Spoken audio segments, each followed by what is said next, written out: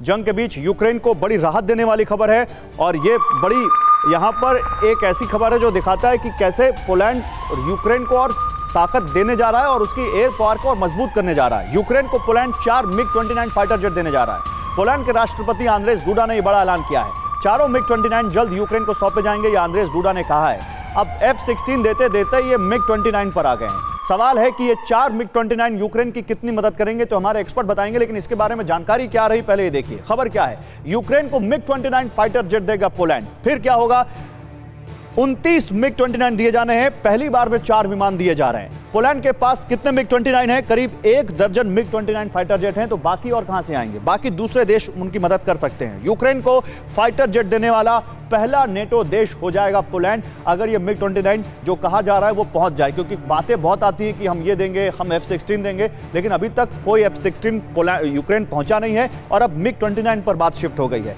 आप समझिए ये MiG-29 की खासियत आपको दिखा रहे हैं, कैसा है ये MiG-29 और ये MiG-29 क्या कर सकता है इस पूरी वॉर में। आप इसको आप समझेंगे तो आपको समझ में आएगा। ये हर मौसम में उड़ान भरने में सक्षम है, ये इसकी खासियत है। 2000 किलोमीटर प्रति घंटा तक की इसकी रफ्तार है। 65,000 फीट तक ये ऊंचाई तक ये उड़ान भर सकता है। 90 डिग्री कोण में टेक ऑफ इसकी खासियत है। हवा से हवा, जमीन और समंदर तक में अटैक करने की इसकी ताकत है। लेकिन इसी बीच एक और बड़ी खबर आ रही है, रूस और चीन को घेरने का अमेरिकी प्लान तैयार है। पोलैंड को हेलफायर मिसाइल देगा अमेरिका। ऑस्ट्रेलिया के साथ टॉम हॉक मिसाइल की डील हो गई है। पोलैंड को हेलफायर मिसाइल देगा अमेरिका और ऑस्ट्रेलिया के साथ टॉम हॉक मिसाइल की डील हुई है। अब ये हेलफायर क्या है? ये क्या नरक से फायर की जाती है? ये या जहां पर गिरती है उसको नरक बना देती है? देखिए ये आपके सामने हेलफायर मिसाइल रखी हुई है। ये ग्राफिक्स के जरिए आप देखिए, वजन इसका 50 किलो, लंबाई इसकी 64 इंच है, रफ्तार 1600 किलोमीटर प्रति घंटे की है और विंग स्पैन 13 इंच के हैं। और ये मिसाइल तो आपको ये मिसाइल पोलैंड को मिलेगी और अब ऑस्ट्रेलिया को क्या मिलेगा अब ये दिखाते हैं। ये है वो टॉम हॉक मिसाइल, वजन 1600 किलो, लंबाई 18 फीट, रफ्तार 900 किलोमीटर प्रति घंटे से ज्यादा, विंग स्पैन 8 फीट के और ऑपरेशनल रेंज है 2500 किलोमीटर। ये पोलैंड और ऑस्ट्रेलिया को जो अमेरिका दे रहा है ये तो समझ में आता है जनरल सोए कि ठीक है, ये इनकी आर्म्स इंडस्ट्री है, ये वहां पे दे रहे हैं। ये MiG-29 जो देगा पोलैंड यूक्रेन को, ये कितनी मदद करेंगे यूक्रेन के? ऐसा कि MiG-29 देने का एक फायदा भी है, नुकसान भी है। फायदा ये है कि ये रशियन इक्विपमेंट है पुराना और यूक्रेन के जो पायलट्स हैं वो ट्रेंड है MiG-29 को उड़ाने में। अगर F-16 मिलते हैं तो उसको काफी समय उनको ट्रेनिंग में लग जाएगा। नुकसान ये है कि रशिया को पता है इसकी क्या कमजोरी है, क्या इसके क्योंकि रशिया का ही इक्विपमेंट है और ये काफी पुराना मॉडल है, तो इसकी तोड़ रशिया के पास है। आज जो रशिया का उससे काफी एडवांस वर्जन है, तो उसको ज्यादा गिनतियों में 4 एयरक्राफ्ट मिलने से कोई बहुत ज्यादा फर्क पड़ने वाला नहीं है। ये तो एक तरह से धीरे धीरे एक एक तिनका डालते जा रहे हैं, आग हल्के हल्के जल रही है यूक्रेन को। मेरा वही सवाल था एडमिरल ग्रेवाल, मेरा वही सवाल था। बिल्कुल नब्ज पकड़ी है यहाँ पर जनरल सोई ने। 4 आप फाइटर जेट देकर हम रूस जैसे देश के खिलाफ यूक्रेन की क्या मदद कर लेंगे? आप तो बस यही कह रहे हैं कि यूक्रेन को ना तुम्हें जीने देंगे ना तुम्हें मरने देंगे, लड़ते रहो बस तुम। ये देखिए जनरल सोई साहब ठीक कह रहे हैं। सबसे बड़ी बात यह है कि कब लगभग 30 साल पुराने एयरक्राफ्ट हैं। हाँ। और आप 4 दे रहे हो, 4 में से हो सकता है एक ऑपरेशनल हो।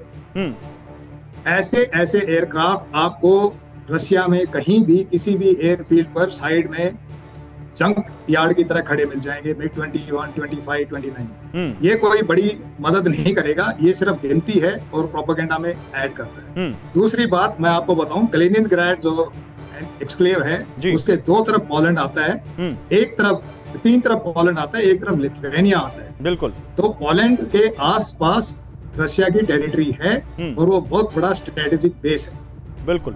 उनको इसके लिए बेलारूस की कोई जरूरत नहीं पड़ेगी। बिल्कुल सही कह रहे हैं आप। मैं जल्दी से राजीव नयन जी आपसे दूसरा सवाल लेना चाहता हूं। टॉम हॉक और ये हेलफायर, ये साफ दिख रहा है कि अमेरिका की इस युद्ध के साथ साथ आर्म्स इंडस्ट्री बड़ी फल फूल रही है और ये उसका सबूत है कि चाहे ऑस्ट्रेलिया हो या पोलैंड हो, ये सब अमेरिका से हथियार खरीद रहे हैं। और एक रिपोर्ट आई थी कि नेटो देशों में तो 65% हथियार केवल अमेरिका से खरीदे जा रहे हैं। तो ये वॉर किसको नुकसान पहुंचा रही है नहीं पता, लेकिन फायदा किसको पहुंचा रही है तो साफ दिख रहा है। बिल्कुल आपने सही कहा। मैं इसी बात को थोड़ा जोड़ देना चाहता हूं एयरक्राफ्ट डील से भी।